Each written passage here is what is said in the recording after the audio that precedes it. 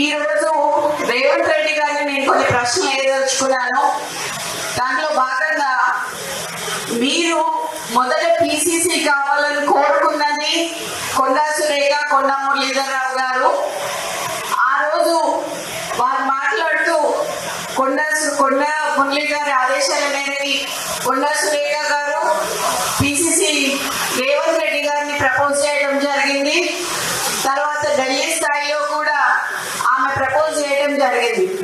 ఆ రోజు నువ్వు పిసిసి అయినాక ఫస్ట్ మొట్టమొదటిగా మా ఇంటికే వచ్చారు.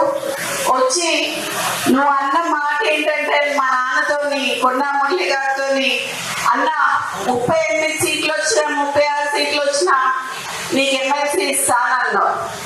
అన్నవా లేదా అనేది మా కోటగన్ని మైసమ్మ దగ్గరికి రా, ఎల్లమ్మ దగ్గరికి రా, శక్తివంతం అనే దేవత ఆడ నేను అనలేదా నువ్వు ప్రమాణం చెయ్యి, అప్పుడు నేను చెప్తా. ఒక బీసీ బిడ్డకి, ఒక క్రౌడ్ పుల్లర్ కి ఎందుకు ఎమ్మెల్సీ ఇయ్యలేదు, ఎందుకు పదవి ఇయ్యలేదు అని నేను అడుగుతున్నా. ఈరోజు నిన్నొచ్చి నెక్స్ట్ ఎలక్షన్ గురించి మాట్లాడినావు కదా, 2 ఏళ్ళ ఎలక్షన్ల తర్వాత రేవూరు ప్రకాష్ రెడ్డిని గెలిపియాలని చెప్పినాం. రేవూరు ప్రకాష్ రెడ్డి అంటే పరకాలకి తెలియదు, పరకాలంటే రేవూరు ప్రకాష్ రెడ్డికి తెలియదు ఎలక్షన్ల ముందట. అవునా కాదా? ఎవరు వచ్చిండ్రు? కొండా మురళి వచ్చి తిరిగితే రేవూరు ప్రకాష్ రెడ్డి గెలిచిండు. ఈరోజు 4-5 నియోజకవర్గాలలో తిరిగి ఆ రోజు గెలిపించుకున్న వ్యక్తి, నువ్వు కార్లో కూర్చోబెట్టుకుని తిరిగిన వ్యక్తి ఈ రోజు ఎందుకు గుర్తొస్తలేదు నీకు? అంటే ముఖ్యమంత్రి అయితే కళ్ళు నెత్తికెక్కినాయా అని అడుగుతానా నేను నిన్ను. నాకు భయం లేదు, ఇవాళ పోతే రేపు రెండు నాకు. ఎందుకు అని అంటే నా బిడ్డ, నా కొడుకు ఎవరైనా చూసుకుంటారు వాళ్ళని.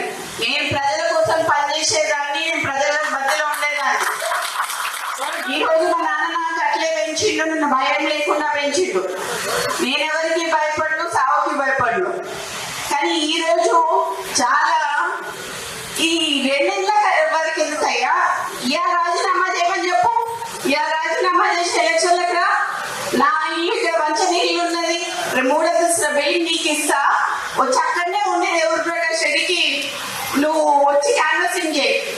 రేవూరు ప్రకాష్ రెడ్డి గెలుస్తాడా లేకపోతే